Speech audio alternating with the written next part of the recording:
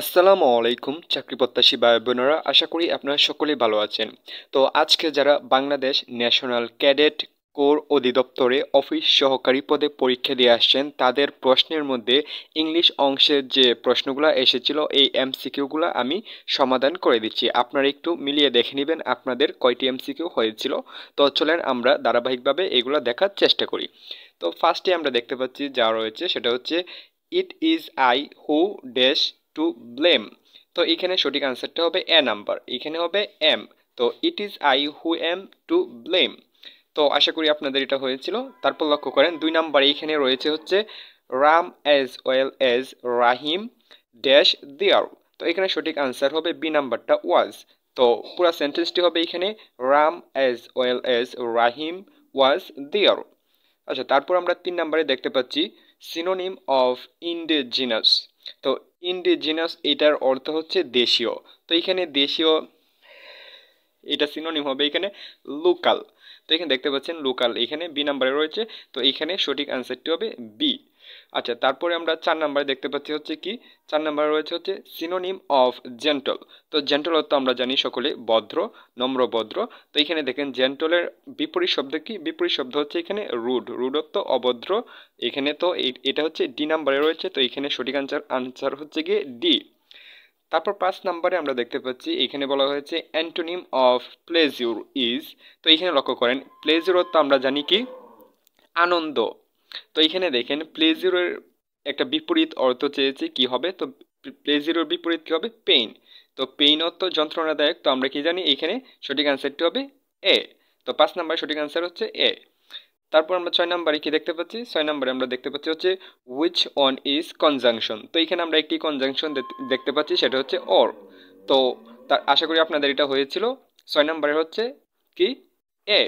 আচ্ছা, তারপর আমরা 7 নাম্বারে দেখতে পাচ্ছি dash the country is under development it is beautiful. তো এইখানে যদি আপনি এই সেন্টেন্সটার মিনিং না জানেন তাহলে এখানে আপনি সঠিক আনসারটা বসাতে পারবেন না। তো এখানে দেখেন এখানে আমাদের কি বলা হয়েছে? বলা হয়েছে এখানে অলদো। অলদো অর্থ কি? অলদো অর্থ হচ্ছে যদিও। আর এখানে বাট অর্থ হচ্ছে কিন্তু, ইট অর্থ হচ্ছে এইটা।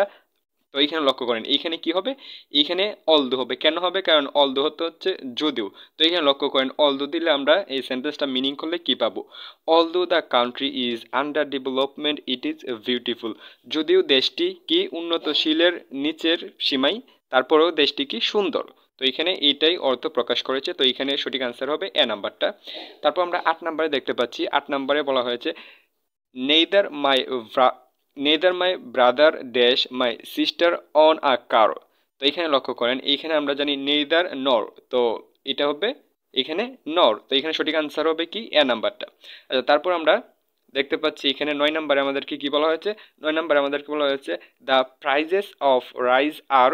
তো এখানে লক্ষ্য করেন এইখানে যেহেতু প্রেজেন্ট টেন্স আমরা দেখতে পাচ্ছি, তো এখানে যেহেতু বি ভার্ব রয়েছে, তো বি ভার্বের পরে আমরা জানি প্রেজেন্ট কি কন্টিনিউয়াস টেন্স হয়। তো প্রেজেন্ট কন্টিনিউয়াস টেন্সের কি নিয়ম? নিয়ম হচ্ছে বি ভার্বের পর মেইন ভার্বের সঙ্গে আইএনজি হবে। তো এখানে দেখেন রাইজের সঙ্গে আইএনজি রয়েছে। তো এটা সঠিক আনসার হবে এখানে সি। তো 9-এর সঠিক আনসার হচ্ছে C. The prizes of rise are rising. Sorry, the price of rise are rising. তো তারপর লক্ষ্য করেন এইখানে 10 নাম্বারে কি বলা হয়েছে? I have dash my super. তো এইখানে I have had my super হবে।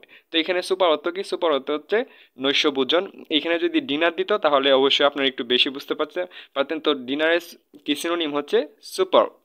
তারপর লক্ষ্য করেন এখানে 11 নাম্বারে আমাদেরকে বলা হয়েছে he dash while I was reading. তো এখানে সঠিক আনসার হবে বি নাম্বারটা কেম। তো হি কেম হোয়াইল আই ওয়াজ রিডিং। তো আমি যখন পড়তেছিলাম সে তখন এসেছিল। আচ্ছা, তারপর লক্ষ্য করেন 12 নাম্বারে আমাদেরকে বলা হয়েছিল কি past form of were is. তো ওয়ার অর্থ কি আমরা জানি? ওয়ার অর্থ পরিধান করা। তো এখানে সঠিক আনসার হবে ওয়ারের ফার্স্ট ফর্ম হচ্ছে ওর। তো এটা সঠিক আনসার হবে B.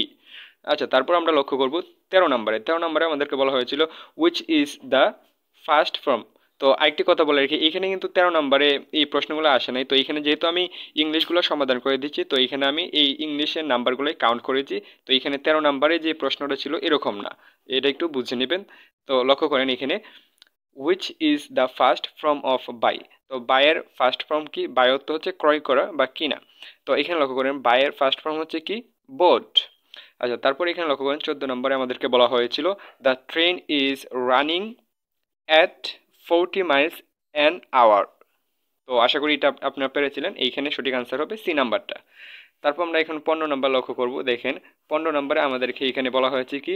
Julia has been ill for 3 months. আশা করি এটাও পেরেছিলেন। তো এখানে সঠিক আনসার হবে কি? ডি নাম্বারটা। আচ্ছা, 16 নম্বরে আমাদেরকে কি বলা হয়েছে? 16 নম্বরে বলা হয়েছে Dhaka is becoming one of the কি?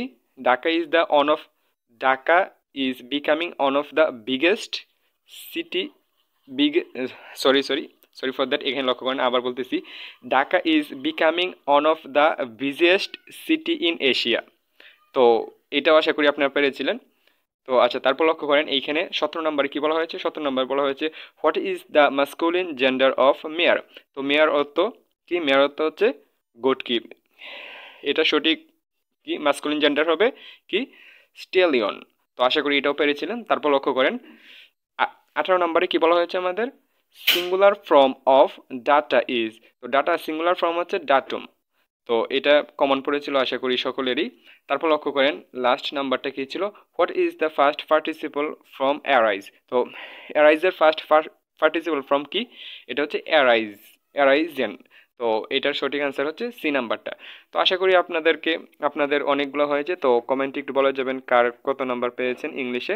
আসসালামু আলাইকুম প্রিয় চাকরি প্রত্যাশী ভাই ও বোনেরা।